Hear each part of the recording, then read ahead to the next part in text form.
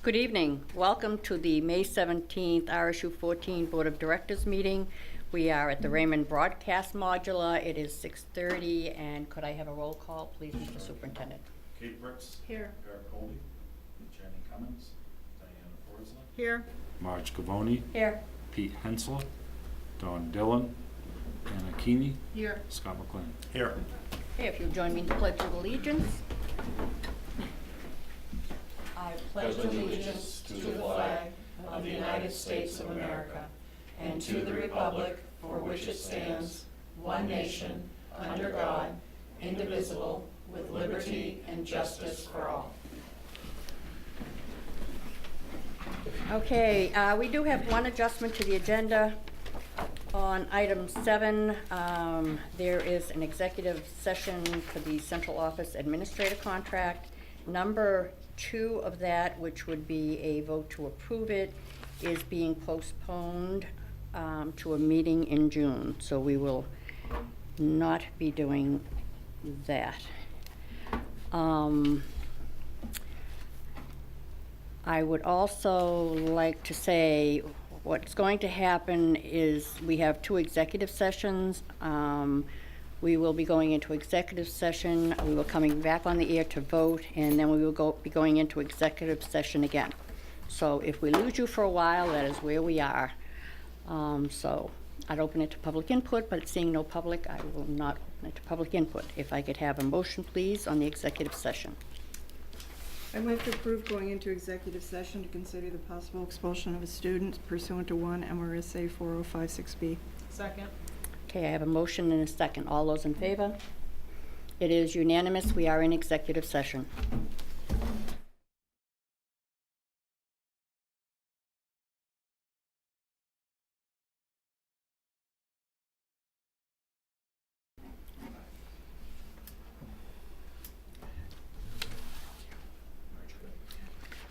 Sorry, we are out of executive session. If I could have a motion, please, on the expulsion hearing.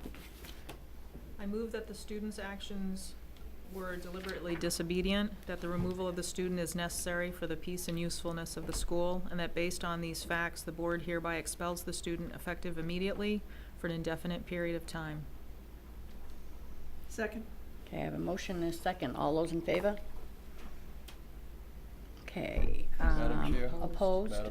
Oh, I'm so sorry. Opposed? Abstain? One abstaining. I'm sorry, what, Don? I think you missed a motion to exit out, so just proceed. Didn't we do that? Oh, I'm sorry. I thought we were. You're right. I think it's fine if you just make a motion to come out. Okay, motion. I move to come I'm out of sorry. executive session. Second. Okay, all those in favor? Thank you. Okay, now we need, we are going into executive session to discuss central office administrative contracts. I move to approve going into executive session to discuss central office administrator contracts for ensuing contract years pursuant to 1 MRSA subsection 4056A. Second. Okay, we have a motion and a second. All those in favor? It is unanimous. We are in executive session. Thank you.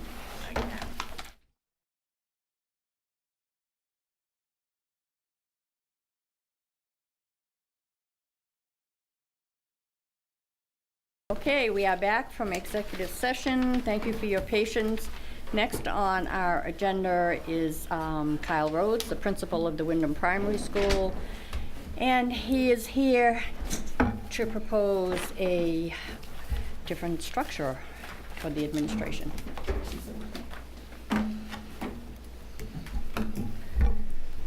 Kyle? Okay. Well, first off, okay, well, you can hear my voice, so you know something's up. I'm picking up every 4-year-old's illness now. You have little kid So, cooties. in about a half an hour ago, I took the cough medicine to, get ready. So it's starting to take effect. But so thank you for the opportunity tonight. I just want to start with a little bit of history. For the past 4+ years, we have had at the primary school a structure of 3 instructional part-time leaders and a principal. And then this year, John Reedy, one of our 3 instructional leaders, has been talking, we've been talking, he and I, about him going back to being a full-time social worker. He's currently a part-time social worker and part-time administrator. And he and I decided that is what's going to happen. And so once that decision was made, Sandy, Don, and I have been discussing this opportunity to how do we move forward as a school and meet the needs of staff and students. And through those conversations, we've also looked at the feedback that we've gotten from staff in the past couple of years. And one of the themes that we wanted to try to address was being responsive to be able to communicate in a way that's of good quality and meets the needs of the majority of our staff. So that's one of the pieces for why the proposal that I'm going to share in a moment is being brought forward. The other is we also did some research. There's not a lot of other schools like primary in the sense of a elementary school with, we've had a high of 850 students. There are a few. And one of the themes that came out from researching those schools, and there's some of them that come to mind, Falmouth, Brewer, and Lewiston, well, they typically have some type of administrative structure where there's 3 full-time administrators, and they may have different names. They may be a principal or a principal and co-principals or principal assistant principal or principal instructional leader and athletic director. But any way you look at it, it looked like that was a theme. So taking those things into consideration, we wanted to propose tonight the opportunity to have a structure where there be principal, assistant principal, and 2 part-time instructional leaders. Those would be the instructional leaders that are currently fulfilling that role at primary, where they have teaching responsibilities and a teaching contract for part of their day, and then they have an administrative contract for the rest of their day. I'm probably forgetting something because I'm a little foggy, but I'm just going to Don and Sandy if there's something specific that I should share that I may have missed. But I'd be glad to, we'd be glad to take questions. This really was a collaborative effort with Sandy, Don, and I to come forward with this proposal, and then get the opportunity for you to ask questions and certainly clarify things for you. Did you have your hand up? You did, go ahead. Oh, no, you No. Okay, this is just basically a question because, we're basically not going to get into the, how you run your school. Yeah. Is there a financial impact in what you're doing here? I think that's something that, we need to hear. We need Right. to know about because that would be the biggest impact on us because we've already gone over the budget and everything. Yep. So if you have anything related to that, you Right. could share it with us. Sure. now. So in a moment, I'm going to turn it over to Sandy and Don and talk more particulars about that. I do want to say, though, that it's been something we've been working on for several months, and I know that the timing is not the best in the sense of, like you said, March, the budget has already been passed. Excuse me. One thing I didn't mention that came to mind, too, is I think there's a lot of strengths in the way we work as a school at primary because, there's some real advantages to being as large as we are.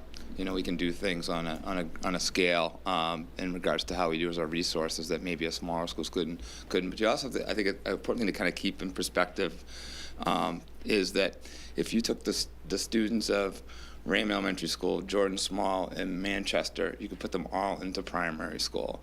And so, it is a really large organization that we have. But I know Sandy and Don are willing to talk about the financial pieces. But I'd be glad to answer any other questions too that you might have, Okay. even examples of how things would work. Yeah. I'm interested in the different roles then because what would be, for lack of a better descriptor, job description Yep. for this new position? Yep. You know what I'm saying? Sure. Yeah. And I'm not sure how detailed you want me to be, but that's something that it's gone through a couple of different layers. Sandy and Don and I have been working on actual specifics for the job description the last couple of months, and also I sat down with the 3 instructional leaders we currently have and said to them, if this was to be the scenario that we had for the upcoming school year, how would you see things working and work in a way that would better the communication we have with staff and students and improve upon that. Some specifics around the actual assistant principal. They'd work really closely with our student support team, because our student support team works not only with students on the social emotional level, but the behavioral level as well. So some of those traditional roles of assistant principal would be able to be, we would still be able to have our philosophy and our value that we use our students' behavior as an opportunity to learn. That we all make mistakes, and so I think that would be one place where we could improve the communication both with staff and with our families in regards to incidents that happens, because that person could take a lead in that role. Another piece would be attendance. We continue to strive to work hard with attendance, but there are times when just because of priorities with other things that may be more at a crisis level, that's something that I would see the person being able to take more of a lead for our school in attendance, and work with the other district folks around that. Homelessness as well. There is a homeless coordinator for the district. However, you really do need someone who that's part of their main role, and someone who can work closely with our secretary on that, because our secretary holds a lot of the information. They're the ones that gets the phone calls in the mornings or calls the families to find out why they're not here at school. And usually there's a connection between not attending and being homeless. The whole crisis planning, which continues to be more and more of a responsibility. When I first got the primary, think about, I was the lead for a lot of that crisis work, and over the years, that's become other people's responsibilities, but this person, that could be one of their primary roles. And keep going about some more of those roles, but that's kind of the major ones. There's some other minor ones that would be more, I think, connections to district work.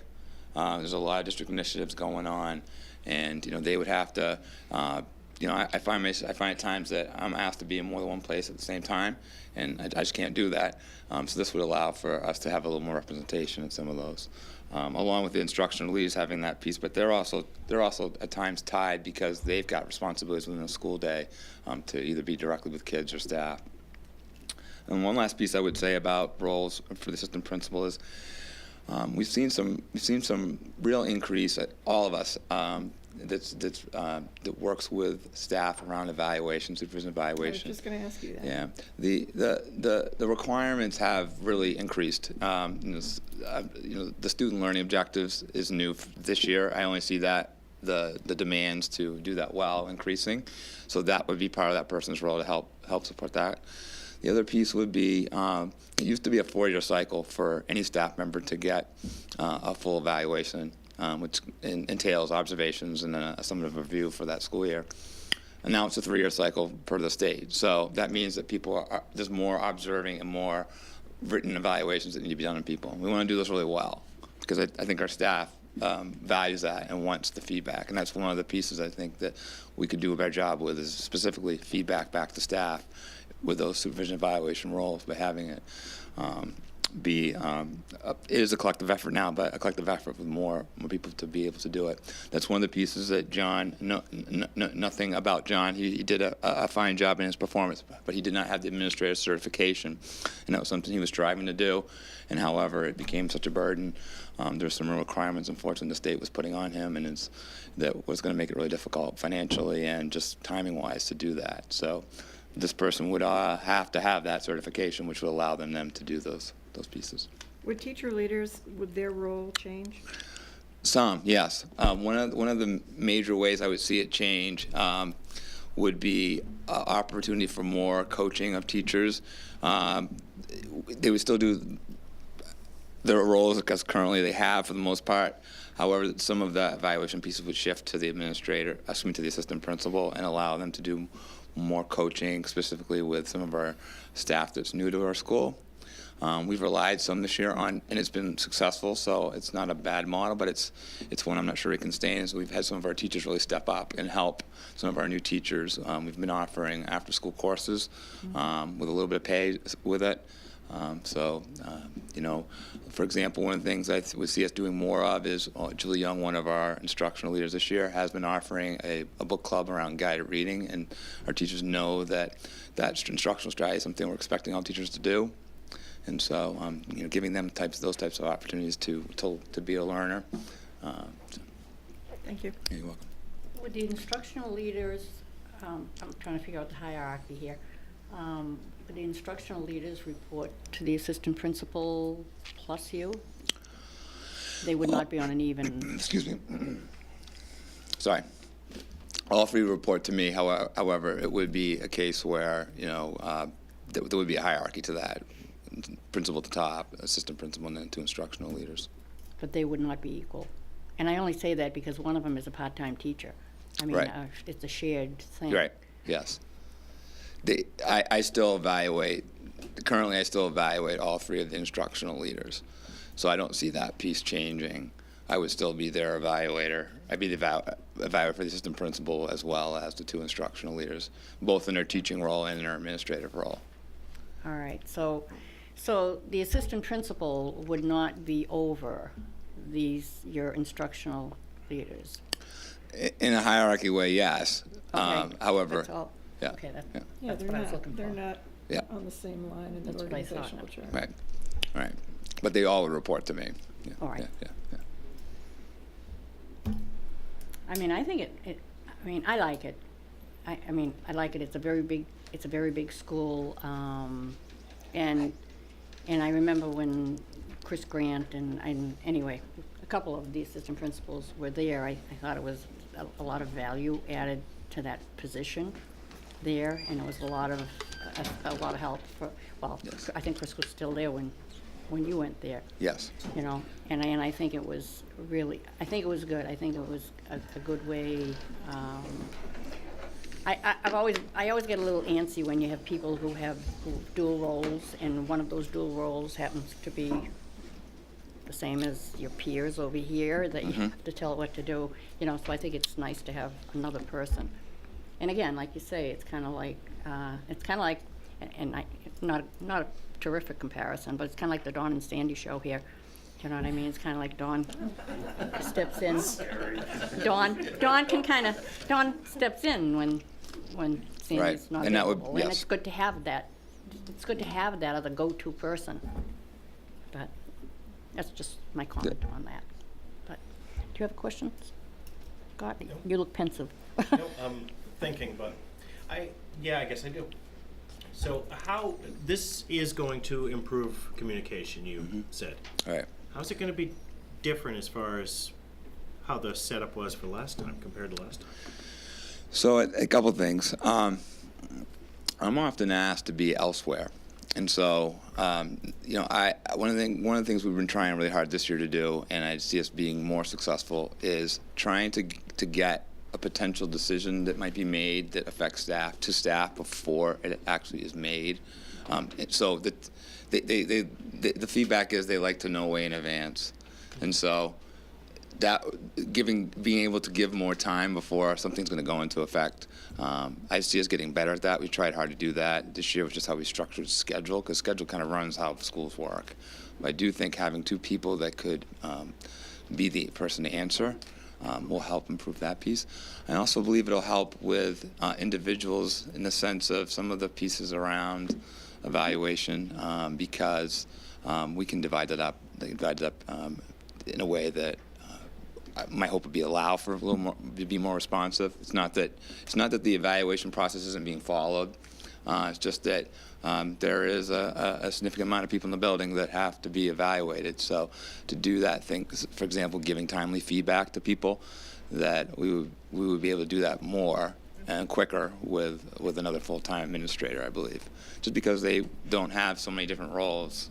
Not they don't have a lot of roles, but they. Right. Yeah. So that'd be 2 examples that I believe are really would be seen by staff. Okay. Can we hear a little bit on the financial end of it? I think that would help. And before you start, for you folks standing up back, we have plenty of seats. It's okay. You can walk down and sit any way you want. Yeah, I'd be happy to, thank you. And I think the way that maybe frame it is if you could compartmentalize it in two ways. So one is the plan, and the other one is the FY18 budget that you know that you've already approved and are sending to the voters. So for the public and for the new board members that aren't aware, the school used to be administered by a principal and an assistant principal. Kyle brought forth the notion of an alternative administrative structure some years ago, whereby there was no longer an assistant principal, but there were these house leaders that we've just referred to. So at the time, the board said, to the extent that you can loosely or even more tightly stay in line with what the expense of an assistant principal was, then go ahead and give us a proposal for what the new leadership structure would look like, given that it would be somewhat as equal as possible in cost, okay? So that was what Dr. Rhodes did. And with that, just as a point of information, is that the assistant principal at the Wyndham Primary School and the assistant principal of the Wyndham Middle School in your pay plan for administrators are on the same stratification, if you will. So it's the highest paid assistant principal in the district. Generally, assistant principals are paid by enrollment and adults that are in the school. So that plan meant that Kyle could do as he did, which was we have an increase in a teaching role because an individual is taking 2/5 administration and 3/5 teaching. So that brought that position up and has a cost associated with it. The other person that was a house leader was actually already a full-time 5/5 standards-based teacher, not with a load of students, if you will. So that individual relinquished some of the standards-based work and assumed 3/5 of the administrative work. So the difference in the cost there was literally only the difference in what you would pay an administrator for 3/5 over what that person's teaching salary was. So it's less of an impact, which is how Dr. Rhodes was able to make this happen. Additionally, for the third house, which was the social worker, that person was relieved of some duties by allowing, you folks allowed for a .4 social worker to come in, and that individual was released to do administrative work, and in addition to that, received a stipend for the administrative duties. So all of that came to a place where you would break even, okay? So that's, any questions about where we've come from? Because now I'm gonna go into what it costs now. No, okay. So now the challenge, and I've talked to folks informally that have come in the office, and I have new information that's more sobering than I thought as I've looked through this. And so what we have done is we've talked to the leadership of the Administrative Association or union, and have said, and I believe have an agreement, that whereby the assistant principal of Wyndham Primary, with the assistance of 2 people in leadership roles, doesn't now come to the same level of responsibility as it did when there was just 1 assistant principal. So we're able to reduce that annual salary somewhat to help aid in the cost of this as I'm going to present it to you. So having said that, that package is there. We did not hire the .4 social worker, so there's a savings there. And as I just pointed out, the team leader position that Mr. Reedy held is given up, so that gives us more money to go towards the plan. In addition, Kyle has looked at his differentials and has made some decisions to reduce some differentials that are in the current FY18 proposal to come up to try to make this thing less expensive for the board, but it's not a wash, okay? So what it is an expense that we did not budget at $56,500. So the recommendation is for the full-time out of your board contingency, but the other alternative plan might be that a half-time assistant principal for the first year would break even with the budget, if you will, so there would not be an additional expense, and might get us to a place where in the ensuing fiscal year that during the budget process, we could have more discussions about it. So questions on that? Is it realistic to have a part-time assistant principal? I'll answer that two ways. In regards to finding the candidate that would be a good match, I'm not certain of that piece because I've never been through a process to hire someone like that. In regards to the needs of the building, I believe it would help us get in the right direction. It certainly wouldn't be the first scenario that I would hope we'd be able to do, but I also understand the timing's going on here, and Don just shared with me a couple hours ago the numbers myself, so I was a little taken back by that too. So that's how I see it. That it could help us get in the right direction and help us improve upon, to some extent, some of the pieces that we want to improve upon. Trying to connect the dots here. Yep. Because I'm one of the ones who came early, so this is definitely different information. So are you proposing, first of all, the position salary-wise, because of the responsibilities, would be not on the same level as the middle school? Correct. Okay. Has that been determined? No. Yes, I have at least verbal okay from Okay. From the union. Okay, so, so you're proposing that it's gonna, well, you're saying it's gonna cost 56, right? 56,500. Right. Yep. For full-time, That's correct. and we could take that out of contingency. Your board contingency. Have we taken anything out of there yet? We haven't even opened the year yet. Well, no, I know, but But we're in conversation. in conversation, Yeah, we right. might need, or whatever, okay. Personally, and this is just all hearing you new and whatever, I really appreciate you considering an assistant principal. I think the building of your size, 850 or whatever, I mean, that's ginormous, and then you add in parents and everything else. I mean, that's a lot of people that you're dealing with and staff, and we want to do a good job. And we don't want you to like set your hair on fire because there's so much to do. I'm not in favor of a part-time.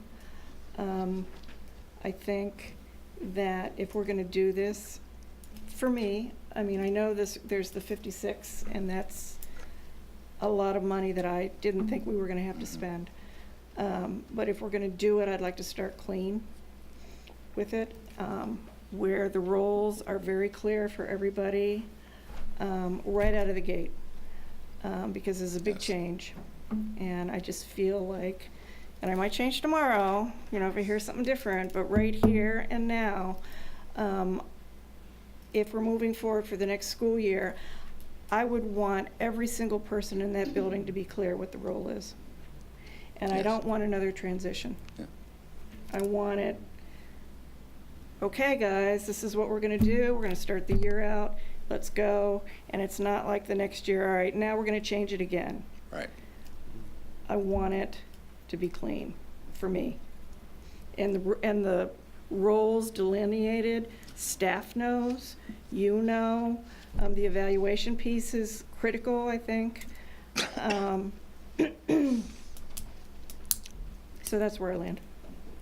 I'm with Kate 100%, because putting somebody in there part-time, first off, you're not gonna get the person you want, because you'll have different people who would be out there looking for a part-time job than somebody who would be looking. I think a full-time person there's more vested interest. I mean, that's something they like really wanna do, and they're not looking for part-time work. It's not like a retired assistant principal looking for another thing. And again, like I said, continuity of it, I think is really, really important. And also everybody and I'm just with Kate on it. Everybody understanding their roles from day one, Yes. so there are no misunderstandings. And I Right. mean with everybody in the building. Right. Makes sense. But I don't have an issue with it. I don't.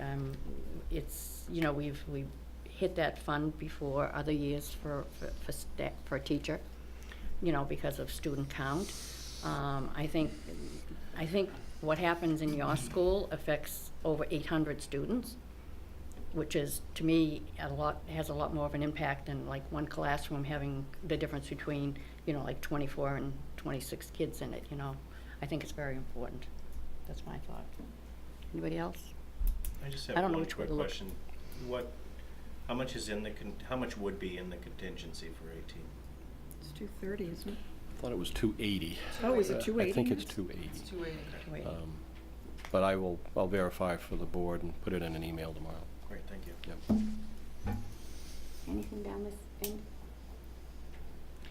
And I guess basically, I don't think we have to vote on this. We have to at least agree on it before, we have to vote on it, but I think We need to advertise, this is the time, I'm sorry to interrupt. but I think we need to agree, we can put it on another next agenda for a vote, so it's officially, I think we have to vote on it. yeah, but we can't do it tonight, but I think we can give a straw vote tonight, so at least, you know, we can move We forward. need to vote on To move the new forward. position? It's not the position, it's the money. The money. Right. It's not the position, it's the money. That's the big thing. No, if you're able to get a straw vote tonight, that would be helpful, because we could advertise contingent upon board approval, so it wouldn't be like it's a done deal, but at least we could get an ad. Yeah. Kate, you had some? I would really, once you have firmed up, and I know it's still a working document, I would like to see the job Yep. descriptions. Absolutely. We'd all like, yeah. Yes, absolutely. I agree. We all got to be transparent. Right. Okay, so we will go for a straw vote anyway, and then we'll put it on the next agenda. So, are people feeling warm and fuzzy about this? I am. Yeah, I am. sounds like a good Okay, so, change. Thank you. Thank you. Thanks again for your time. Appreciate it. Thank you Thank for your you. support, Considering too. it. Thank you. Appreciate it. You're welcome. all right, next, coming up, and is the Katahdin School, and I do want to say, and I'm probably going to steal his thunder when I do this, that they had Community Service Day today, and Diana and I were there. Well, we're happy to say that we didn't have to do any work, and they fed us anyway. But it was great. It was a great day. So, Rich Meserve. I think I'll let Jen start. And Jen? Jen Craven is his AmeriCorps Program Director. Yes. Hello. And I was told I had to keep an eye on you and kind of like rein you in a little. That's what Rich said. Oh, said it just because nicely. I can be sort of a talker. I understand, Rich. Also, a little, they were treated to that pig that I It was roasted good. and slaughtered the other day, so obviously I'm had a pig lacking a little bit of sleep. But That's thank why you we all stayed. for hearing us a little bit today. I'll let Rich, of course, explain the Katahdin program, but I can explain the System Real AmeriCorps program. So it's a state and national AmeriCorps program funded by the Maine Commission for Community Service. We have, right now, we have 14 full-time members operating throughout our RC14, and quite a bit of capacity, which we're aiming to fill this summer, which I'll go into in a bit, with some other projects.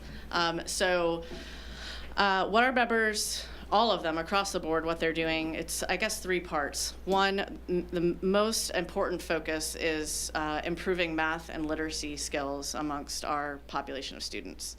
And how we're doing that is, in particular, besides other components of the model, but in particular, it's having our members create design challenges, which are focused on actual community issues, and then guide those students into coming up with solutions. So it's changing their sort of ability to, or perspective of always receiving service to now they're the ones that are actually providing them. Hence the project today that we were working on at Panther Pond, a conservation project. They've been working on that for a little bit, and we were able to create a solution and participate in it today, which is great. The other piece is capacity building. So it's in order to, create sustainability, engage community members and our projects, increase volunteerism in general for Wyndham and Raymond. So how we're going about that is more of a programmatic side as opposed to members. So we are obviously increasing the amount of volunteer opportunities, both episodic and long-term, but also creating implementing best practices of volunteer management. There are 23 throughout each of our partner sites. For instance, creating a volunteer management handbook, which is incredibly important. When I first came to this position, I was sort of calling around to the schools, and it was very funny. But it was like, oh, who's your volunteer coordinator? And they're like, oh, she's been a volunteer, she's a mother doing this, and which is great. It's wonderful, and I'm sure that exists. But in order to recruit volunteers, properly manage them, and keep them, it's very important that you have particular structures in place. And I suppose the last piece that we're incredibly focused on is the professional development training and the networking piece. We're able to bring in a substantial amount of in-kind. Almost all of the prizes that Diana and Marge won today, the food donations. I mean, it's pretty significant, increasing the partnerships and the amount of indirect matching grant money towards our grant. So it's been wonderful thus far, and we're aiming to, Sandy, I have to email you very soon. I'm just getting out the particulars, but we're aiming to have a summer camp actually this year. We have some members that are assisting with the extended school. I think extended school year, I'm sorry, at Wyndham High. We have some members that are assisting with Jumpstart, so fully staffing these programs. And then we're also having a no cost to the district, absolutely free summer camp for grades 3 through 6. Starting small, probably 35 students. But yeah, so it's wonderful. It's a lot of work, but I have a great team. Excellent. I'll have Rich speak if you guys are all set. Thank you. Thank you.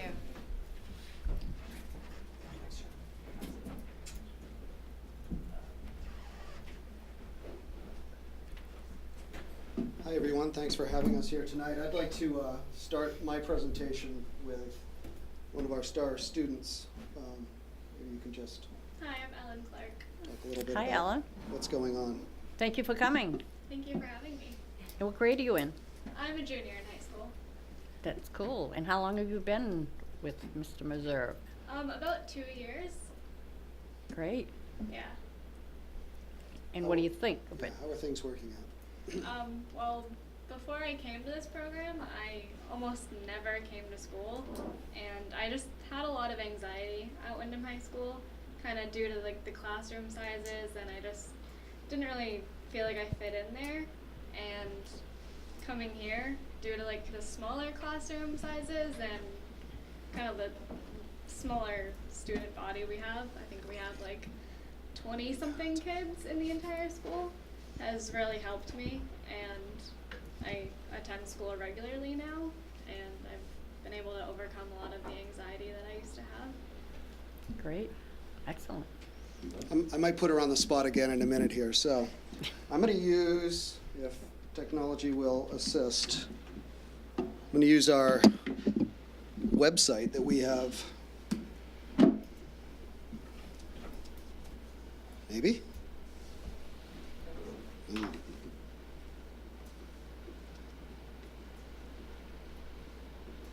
Suggestions? Seems to be working. Oh, there we go. Okay, so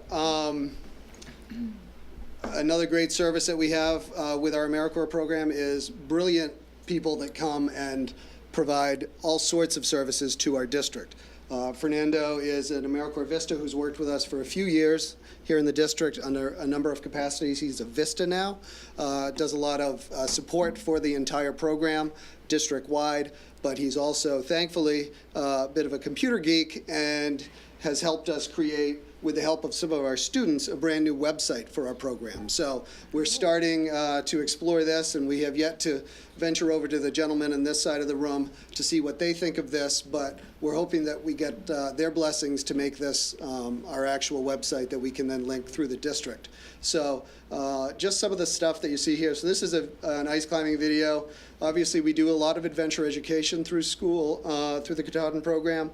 This is a ice climbing trip that was done, which we do a lot of in the winter, with some of our students, put together by our adventure-based counselor, Dr. Rod Nadu. His approach to working with our students, and Ellen will attest to this because she's a big fan of climbing, and many of the things that we offer, is to get out, do a counseling session. If you're going to meet with a student, let's do it where we're doing an activity like this. If once this is up and hopefully running for everyone to see, one of the components of why this works so well, this is a student testimonial as to why things work. I mean, you get 30 feet up on an ice cliff, and Rod's the person that's supporting you, you're kind of at his mercy. If he asks you a few questions, you're going to answer them. You might not get down otherwise, right? So anyway, that's not, he would be probably disappointed if I said that. But, you know, that is a big part of what we do through the adventure thing. Let's see, I mean, rafting, you're probably in one of these, right, Ellen? There you are right there. Look at that. Yeah, you were surprisingly featured in this, and I did not plan this. It just kind of worked out that way. You know, Rod's he's got certification, I don't know, 35 some odd certifications. He's been a guide on the Kennebec River. He's done over 1,000 guided raft trips on the river. Some of you guys might have used him on some of the school trips through the high school. You know, so he does that. What else do we do here through our adventure program? Climbing, yeah, we're going to get to that. So the beauty of where we are now is we are using the older ropes course that is at Camp Hines, but there will be a new and very improved ropes course that's going to be constructed this summer, and we will get the pleasures of using that. That's another ice climbing video here that we have. Diana, this is that vision problem we were talking about earlier. Snow, I think that might say. Backpacking, winter camping, we do a lot of that. This is a video of a student who brought his own squirrel that he had killed. Yes, I know, it's kind of foul. It's an interesting video. I don't know why that's the first image, but that was a bald face. I was on that one. I actually ate that. What does it taste like? Chicken. Yes, it does. Ropes course video. Marge, this is for you. Let's watch that just for a second. Marge loves heights. She shared that with me today. So this is what Marge is going to do in the fall. She said she'd eagerly climb right up on this. I want to be there. There you go, Marge. You could do that, right? You don't even like to watch it. So that's the current ropes course. It's going to, I think the new one's going to make this one, you know, seem like a piece of cake. So I probably shouldn't say that. There's no chance you're going to get up there now. So adventure ed is a big part of what we do, and Rod is very proud of his work with students through that. And I mean, you'd attest, you love this component of our programming, right? Yes. Yeah. I've done a lot of things that I never thought I would ever be able to do. Like, over the winter, I never thought I would ski or snowboard, and I got the opportunity to try both, which was really cool, and found out that I actually like to ski, which I didn't even think I was capable of. And I've gotten to go surfing and done so many activities that I never thought I would be able to do. So where do we get all the gear to do this stuff? Oh, thank you. It's not tax dollars. One thing that Rod has fostered is a relationship with the folks that put on the Banff and Telluride film festivals. If you guys are familiar with those, if you're not, please go. They're adventure films. They're incredibly entertaining. And Rod, for a number of years, has worked, has volunteered his time, and then many of the staff that have worked with him we've volunteered time, and now we get the AmeriCrew involved with this as well. And so because we've supported them so much, they now let us run a raffle at intermission at both film festivals, and we bring in hundreds and hundreds and hundreds of dollars each time one of these is held, and they're twice a year, and all that money goes right back into the program, which pays for the ski program, pays for the ice climbing equipment, that sort of stuff. So it's no cost to the taxpayers of either town, and that does not get factored into our budget at all. So we do all the fundraising or grant writing for those, for all the equipment and services that we provide through the Adventure Ed program. What else can I tell you about this? Let's see. Well, this is literally a work in progress right now. Fernando has done this with a few of our students, and they're putting this all in together, so we're building this into our curriculum. The website design piece, which has been an absolutely great learning tool. You haven't been doing this, right?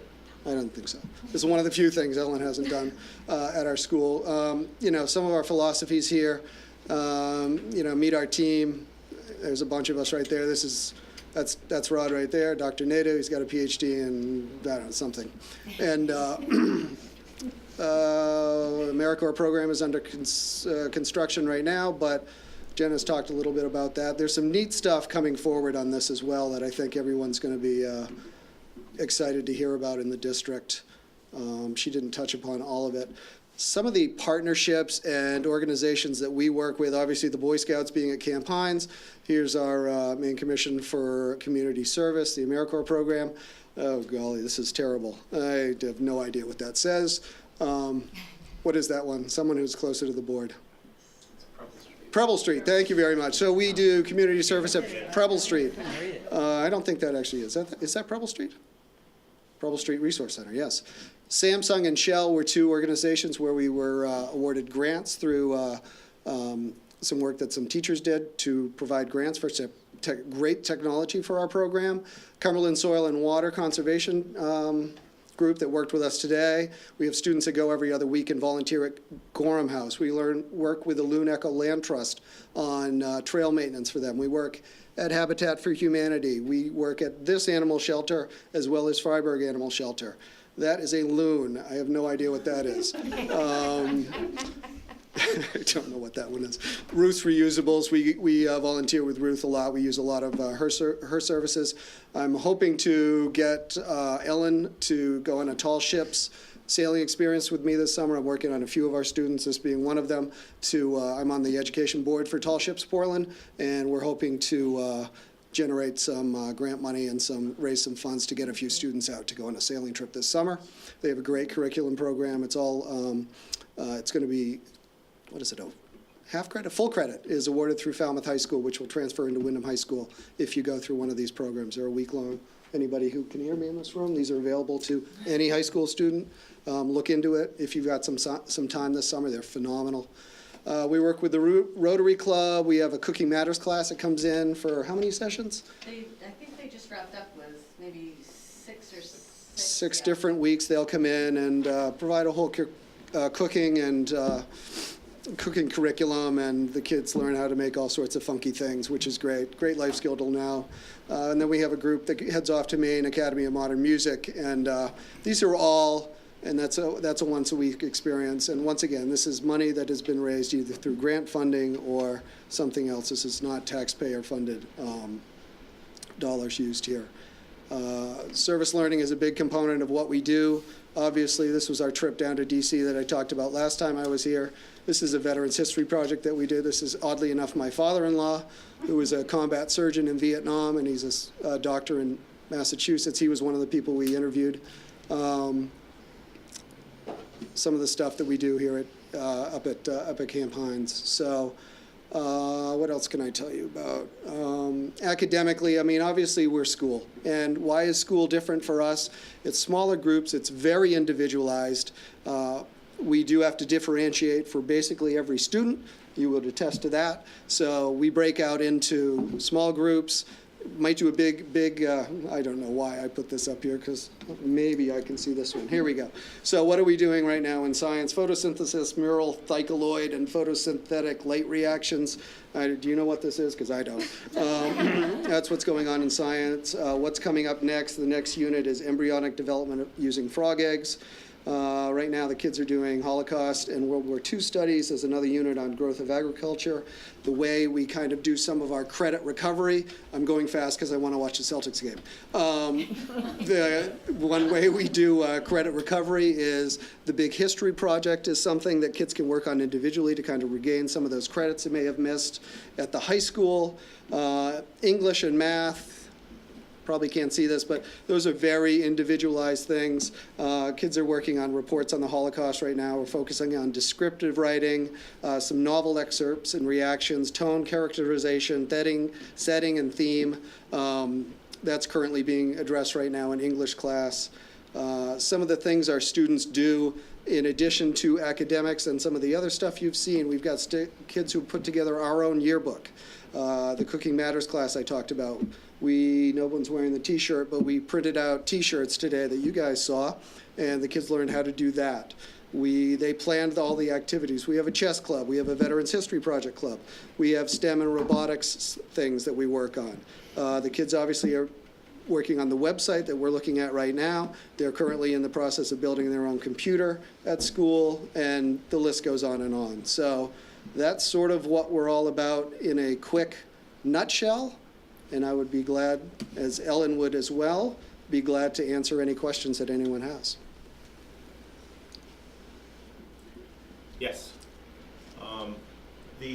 You said that everything is not taxpayer funded. That is applying to the adventure portion, right? What about the instructor there? Is that also included in that statement as well? No, it is not. It is not. Okay. No. So he is our counselor. Sure. But his title is adventure-based counselor, so he is a salaried employee. All right. Right. So no, all those the ancillary pieces though that go along with it Okay. are what I was talking about. Yep. Am I good, too old good to sign up? clarification. What's that? I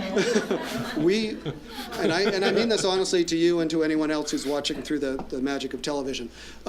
Please come and visit us. If you want to go on a whitewater rafting trip, there is a very good chance that we will make that happen. For any of you folks, I can assure you we will make it happen. But Sweet. and we hope to have you there for your That's right. retreat We in the talked about a fall. retreat in the fall. And we will Going lead there. you on all of the team building elements that we have there, and you can come together as a board even closer, or maybe not after that. And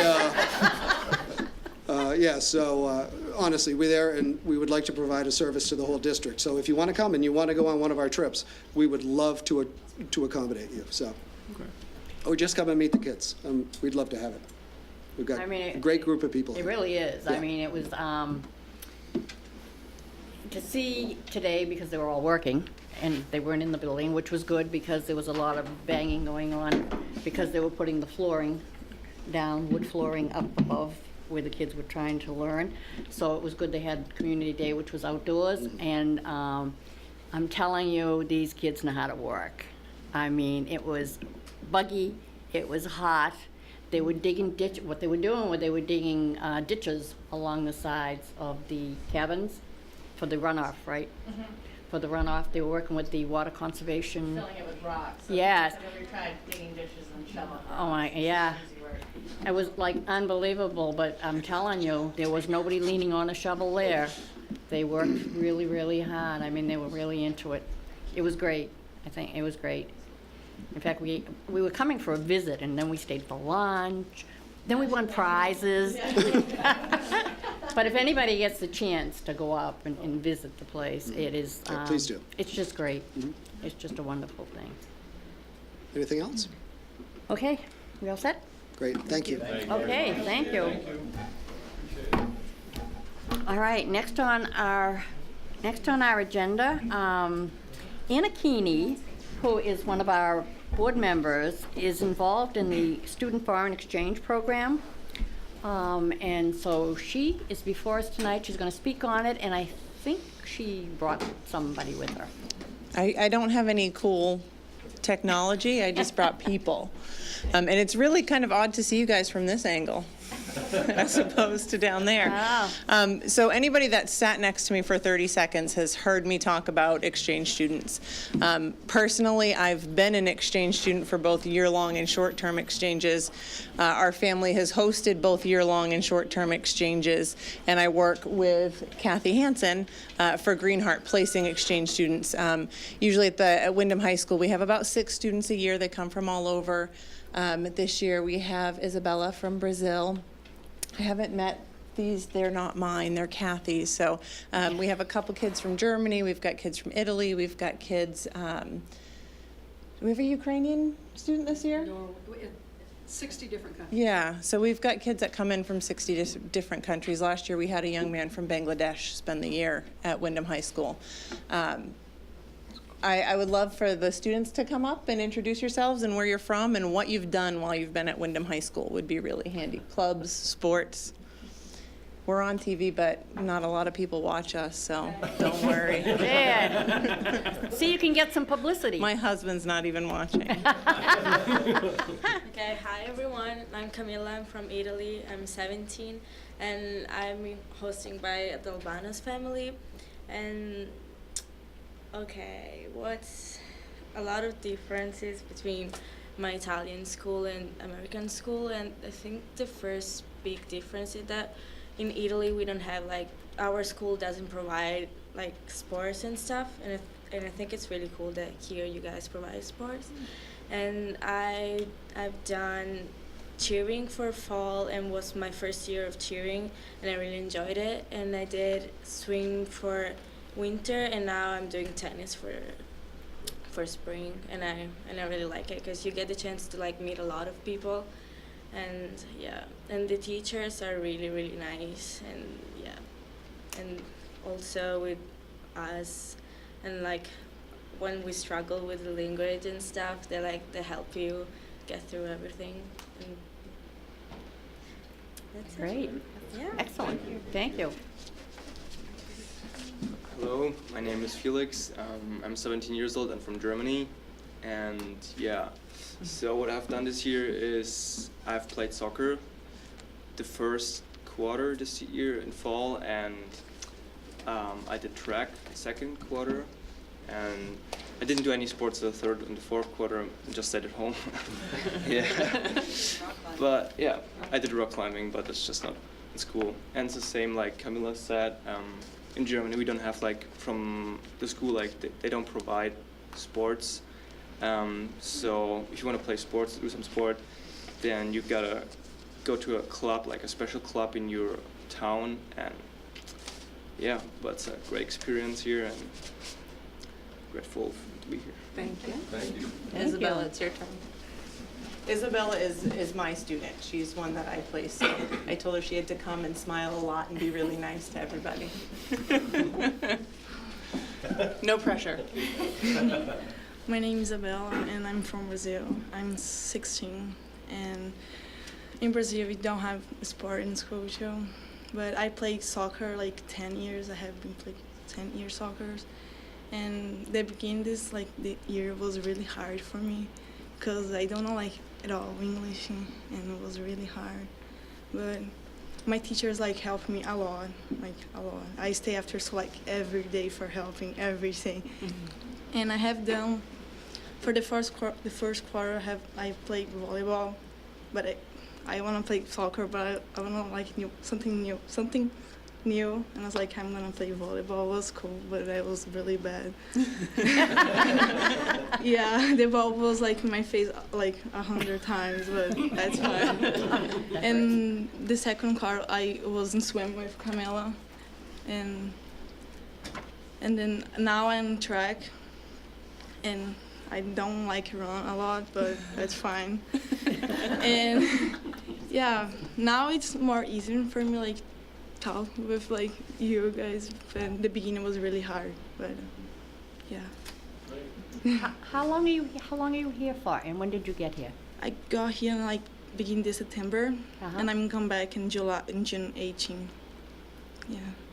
Cool. And I'm supposed to be a senior, but in Brazil it's different. The years start in February and in December.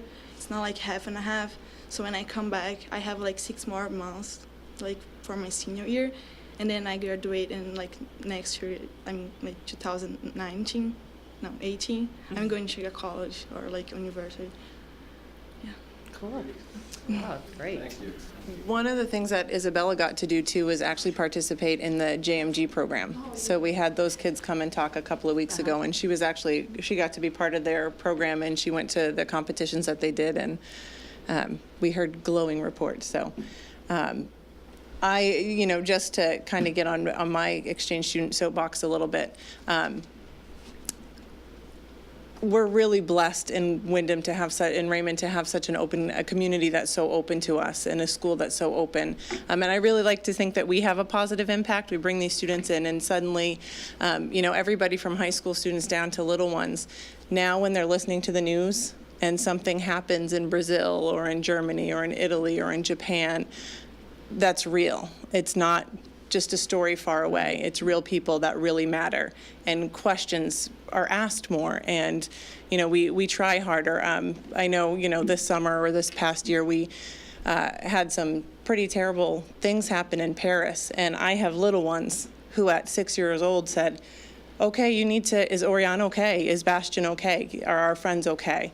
And it seems little, but those kids are going to grow up saying, I've met people from all over, and I know that those things that you hear, or those stories that you hear, these are real people, and they're going to go out into the world and they're going to share that, and they're going to make those connections that you can't get reading a newspaper story or seeing something on TV. So we're very, very thankful to have such a welcoming community.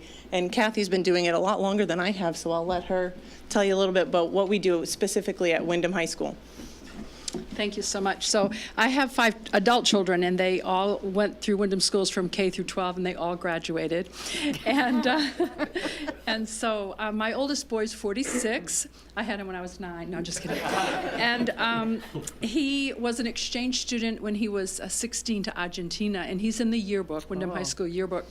And so we not only do students that come into us, but we also send the students abroad, and then we encourage that. The government we had a couple years ago, they opened a new office in Washington, D.C., just for the sole purpose of trying to educate our own American students of the importance of studying abroad and traveling abroad.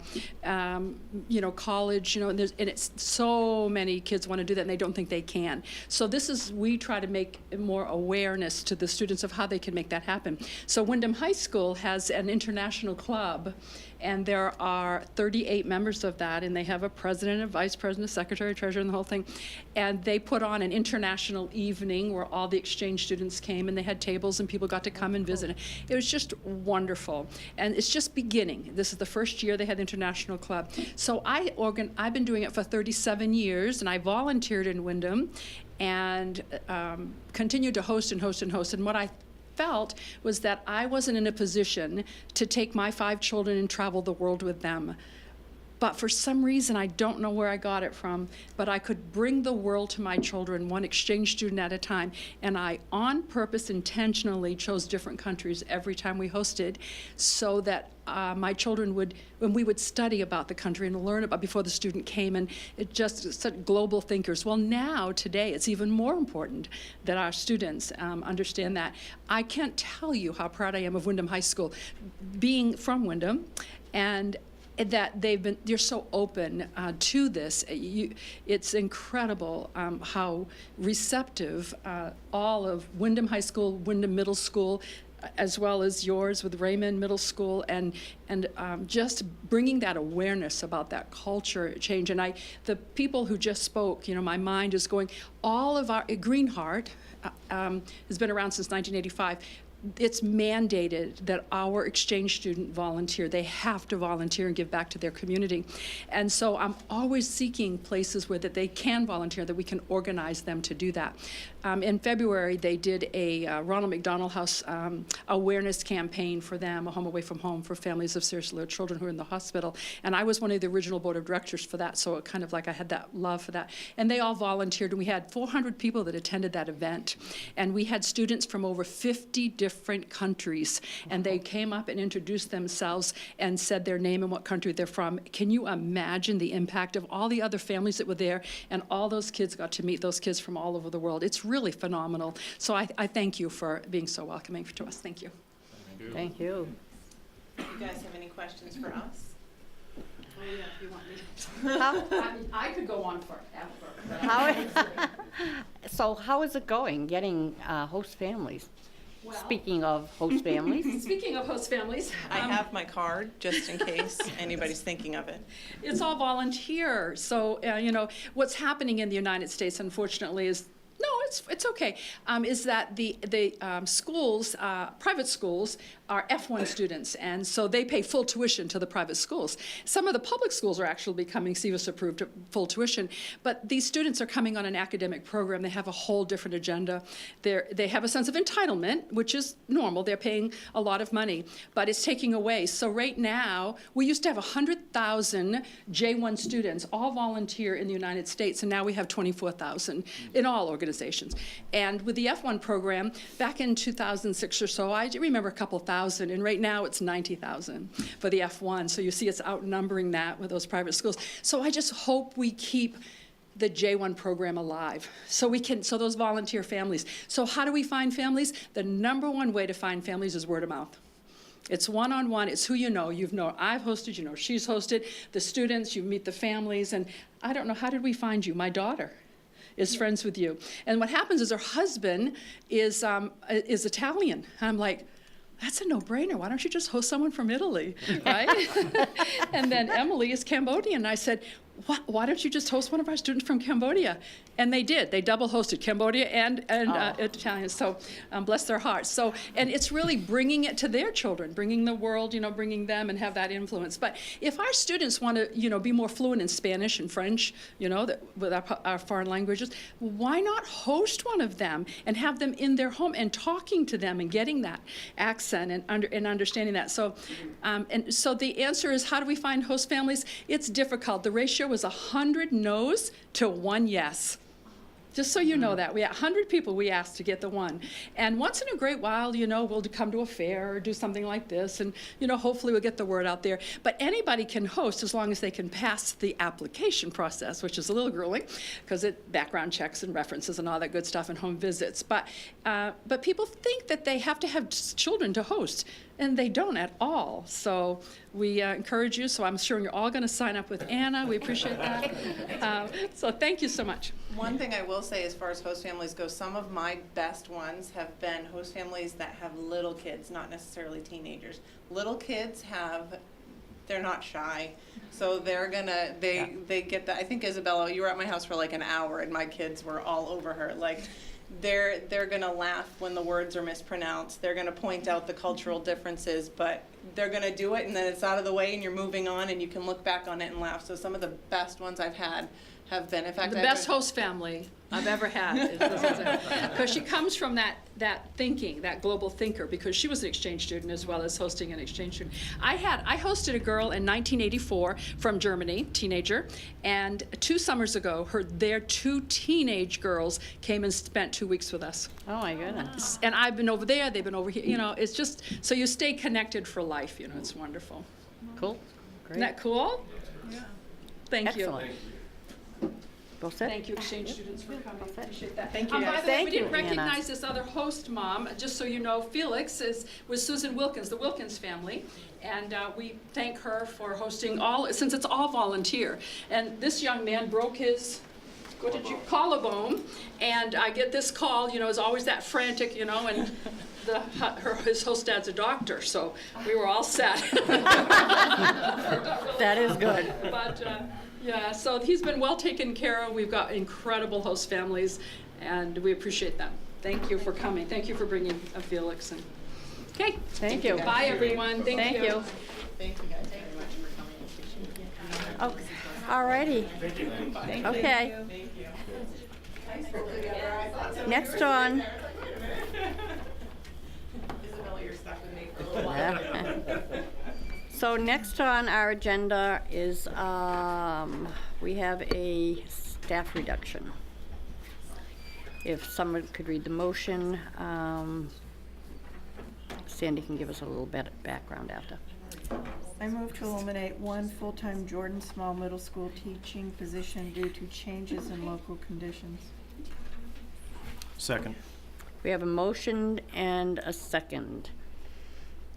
What is? You wanna, What is Ms. you wanna Lavalley's give us a little, That is the position that was reduced by .5 at Jordan Small Middle School. Additionally, there was a reduction of a .5 standard-based teacher there.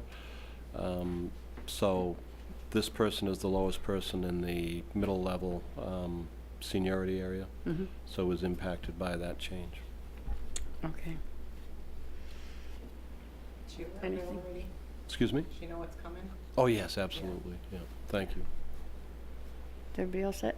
Okay, all those in favor? It is unanimous. Thanks. Do the Yeah. second piece? Okay. I move to terminate the full-time teaching contract of Sherry Ann LaValley due to the elimination of the Jordan Smalls Middle School teaching position and to direct the superintendent to give her 90-day written notice of said action. Second. Okay, I have a motion and a second. Any comments? Yeah, I have a question for you. Is there any reason why we have to put the name out here? Or? Yes, it's legal. We It do. is Yeah. required. Legality, Yes. yes, yep. Oh, yeah, I know. I don't. We've done this before. Mm. Okay, all those in favor? Yeah. It is unanimous. Okay, report of the secretary for our past minutes. I move to approve the minutes of the April 12th, 2017 meeting. Second? Okay, I have a motion and a second. Any comments? Okay, all those in favor? It is unanimous. I move to approve the minutes of the May 3rd, 2017 meeting. Second? Okay, we have a motion and a second. Any comments? Can you give me just a second? This was the long, intense one, so I want to just make sure I'm not mistaken. I'm good. Okay, all those in favor? Opposed? I wasn't there, so I'm Oh, abstaining. one abstention. I was waiting. Alrighty, before we adjourn, I wanted to, I think you all got the email. And are you gonna be there tomorrow? Tomorrow morning is our breakfast. I won't be there. You are done with us? No. I'm kidding. So tomorrow, I know, tomorrow morning is, and I think I forwarded what I got from Holly, which is good, so she has an agenda set up, which should hopefully be great.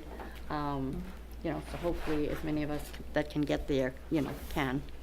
And we'll see how, kind of take a tally after, see how that, probably the last one, it will be the last one of the year, and then we can take a tally whether, do we continue with the breakfast one, or, Maybe every other. We'll see. you know, or alternate them, or something. Okay. Ready to, motion to adjourn? I move to adjourn. Second. All those in favor? It is unanimous. We are adjourned. Thank you very much.